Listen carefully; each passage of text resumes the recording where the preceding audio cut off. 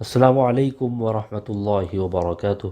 معزز ناظرین، تعلیم و تعلم یوٹیوب چینل پر آپ کا استقبال ہے۔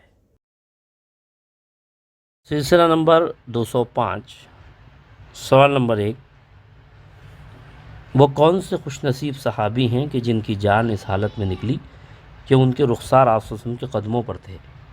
اے حضرت حمزہ رضی اللہ تعالیٰ عنہ، بی حضرت مصعب بن عمیر رضی اللہ تعالیٰ عنہ، سی حضرت زیاد بن سکن رضی اللہ تعالیٰ عنہ، ڈی حضرت حنظلہ رضی اللہ تعالیٰ عنہ۔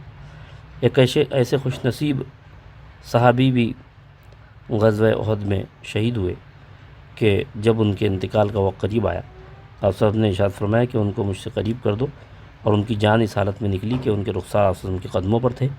وہ خوش نصیب صحابی حضرت زیاد بن سکن رضی اللہ تعالیٰ عنہ، آپشن سی درست جواب۔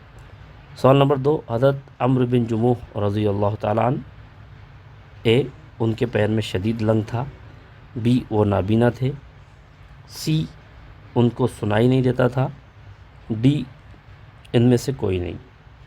تو حضرت عمرو بن جموح رضی اللہ تعالیٰ عنہ، انہوں نے بھی بڑی قربانی پیش کی غزوہ احد میں، اور اگرچہ یہ قدرتی طور پر معذور تھے اور ان کے پیر میں شدید لنگ تھا، آپشن اے درست جواب ہے۔